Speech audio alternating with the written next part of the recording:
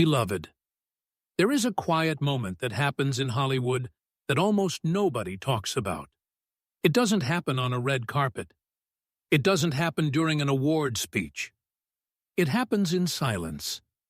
Usually when the cameras stop flashing, when the phone stops ringing, and when a star suddenly realizes that the world they once ruled has quietly moved on without them. In this town, fame doesn't always end with a dramatic fall. Sometimes it simply fades, slowly, painfully, until the person who once stood at the center of the spotlight is the only one who hasn't noticed the light is gone. In Los Angeles, there are restaurants where waiters still recognize faces that the world forgot years ago.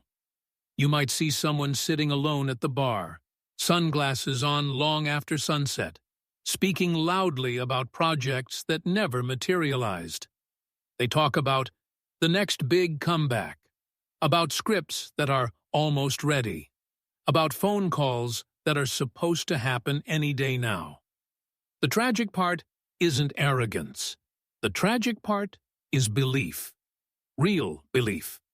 Because once upon a time, those promises were real. Hollywood is full of ghosts like that. Not ghosts of people who died, but ghosts of fame. One casting director once whispered something that many insiders already knew, but few dared say out loud. He said the most heartbreaking people in Hollywood aren't the failures. The heartbreaking ones are the former legends who still believe they're living in their glory years. Sometimes they are, but often they aren't. Take the strange, painful journey of Charlie Sheen. There was a time when he was the highest-paid actor on television. Entire studios revolved around him. Producers waited nervously for his approval. Fans repeated his catchphrases around the world. His lifestyle was loud, chaotic, controversial, but it was also powerful. Fame protected him.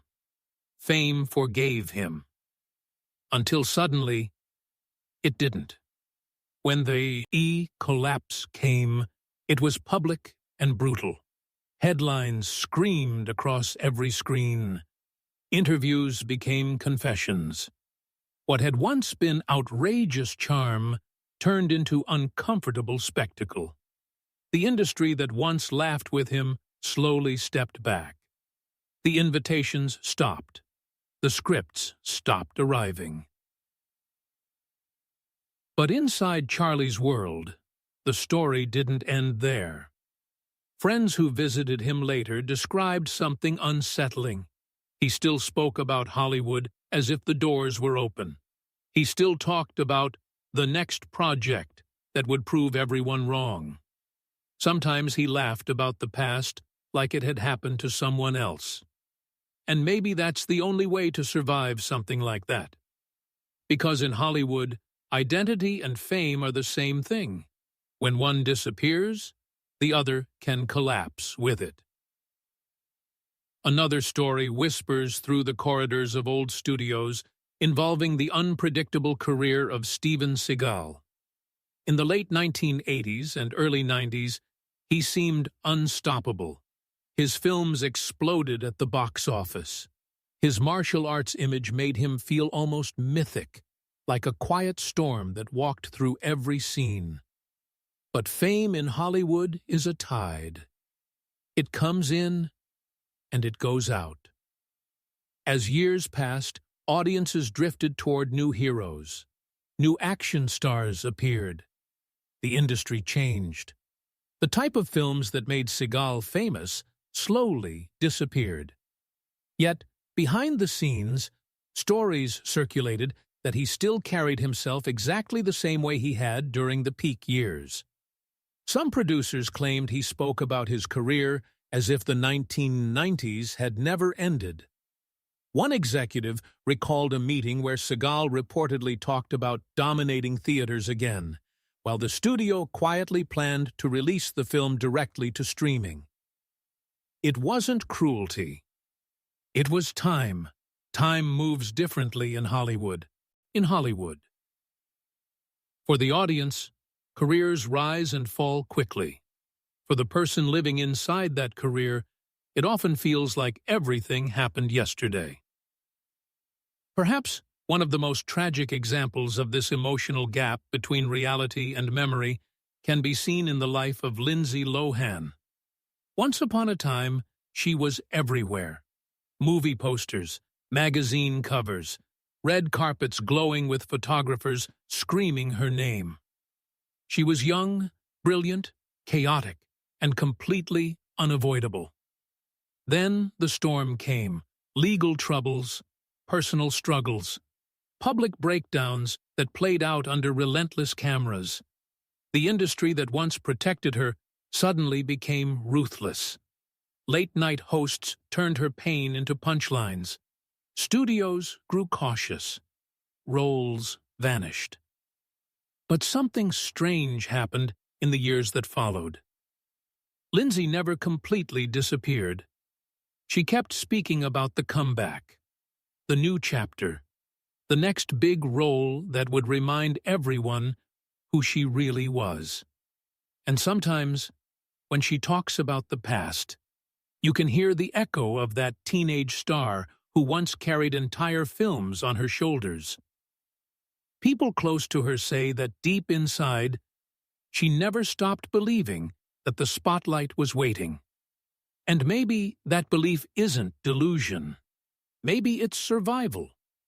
Because the truth about Hollywood is darker than most people realize. Fame doesn't prepare you for what comes after fame. No one trains you for the silence. One veteran talent manager once confessed that the most terrifying day for a celebrity isn't the scandal, the bad review, or even the box office flop. The most terrifying day is the day when nobody calls, and sometimes that day arrives without warning. For actors who once lived surrounded by assistants, agents, stylists, photographers, producers, and fans, the quiet can feel like a kind of emotional exile. The brain still remembers the applause. The heart still expects the next invitation. But the world outside has already moved on to younger faces and fresher stories. That is why some stars continue talking as if they're still on top. Not because they're arrogant, because letting go would mean admitting that a huge piece of their identity has vanished.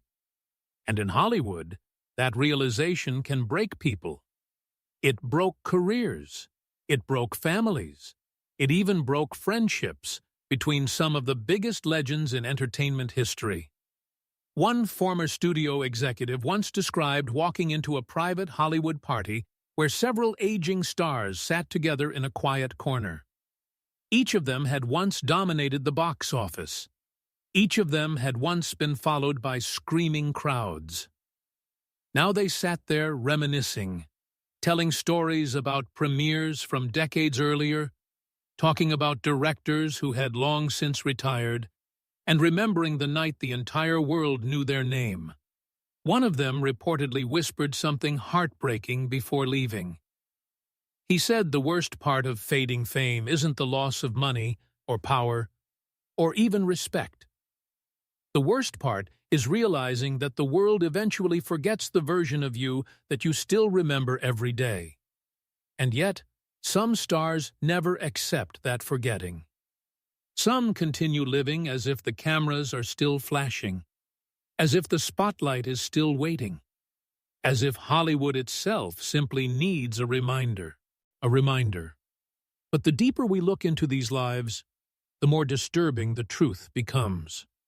Because behind the confidence, behind the interviews about comebacks and new beginnings, there are secrets, quiet regrets, broken relationships, illnesses hidden from the public, and moments of private despair that never make the headlines. And in several cases, the final chapters of these stories became far darker than anyone expected. Some of these stars kept chasing fame until their very last days.